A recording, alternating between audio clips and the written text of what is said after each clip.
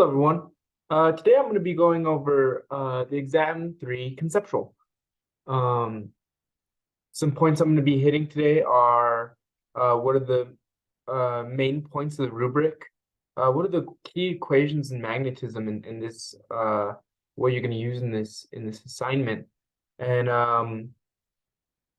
how to choose topics that you're interested in that you engage the person grading it, or they'll kind of make you think outside the box when doing this assignment.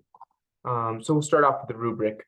So at the beginning of the rubric, it says that the reasoning should start with the force equation. Force equals QV times B, which is this one, the force of magnetism. So what they're trying to say is they want to the topic of this assignment wants to be, or exam wants to go over the force caused by magnetism. So in here we'll go over later. I'm going over the force of magnetism used to keep the particle in line in a particle acceleration in a fusion reactor.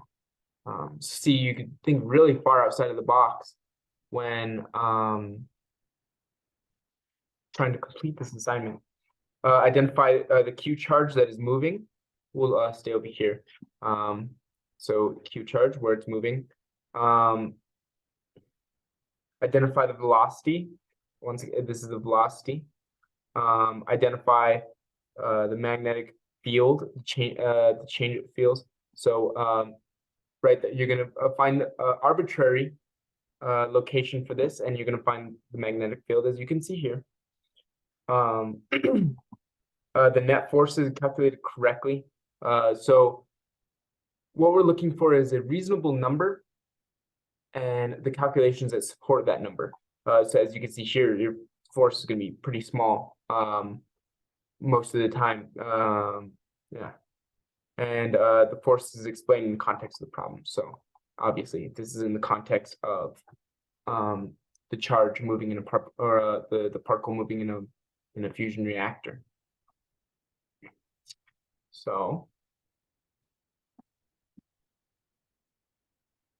now we'll go to the key equations used in magnetism. So the equations I used, as you can see here on my this is my exam project, so I don't expect you to copy it, but take inspiration from it. I don't expect something to be exactly the same. Something more of thinking outside the box. As you can see here behind me, if you look up in the right, is a fusion reactor.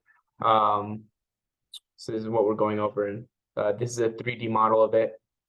This is kind of what's happening inside of the fusion reactor in a 2D way, and here are the forces in terms of a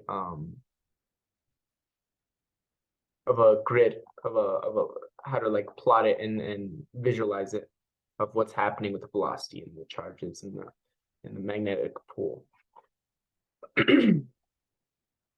So what I used was a circular motion because it has centripetal force going around in a circle. The charges of tritium and deuterium, which are used in fusion reaction, and the energy involved in those. As you can see, there's this misspell here with energy. It shows that the one particle contains that many joules, and the Coulomb equation, it has two electrons inside, helping me calculate the coulombs. The mass of tritium, you need that to find out the force needed to keep it in line. Boltzmann constant, that was used to find the the acceleration of momentum, I believe. Maybe you use this, maybe you won't. Converting Coulomb barrier to velocity, finding the velocity, and then determining these, the illustration of the reactor, not to scale, stuff like that.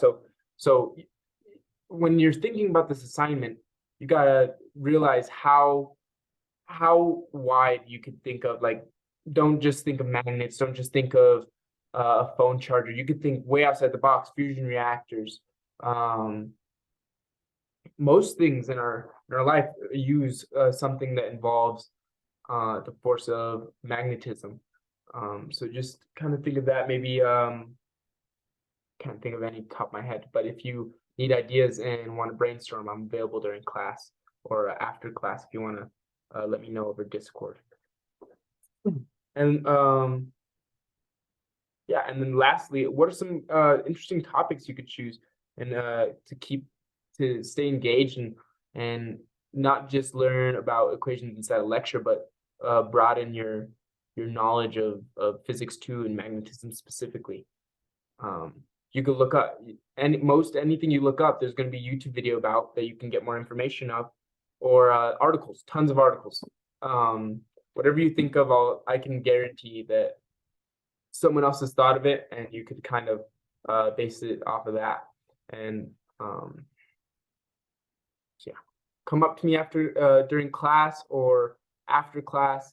We can kind of discuss what kind of problems you could use, what kind of different real world scenarios you could use to kind of make this assignment more fun than just a kind of a check off the box kind of thing. I hope this was helpful. Again, talk to me and or even Dr. Amy. Dr. Amy will be able to assist you. She assists me a lot with this project. Obviously, I didn't know what Boltzmann constant was, or most of these things. And for some explanation on the right, again, this is kind of the different things you need. These two aren't, they're more of citations, but this is something that will be able to cover everything in the rubric all in one document. And then this is an explanation to that. I hope you guys have a great day, and I'll see you guys in class.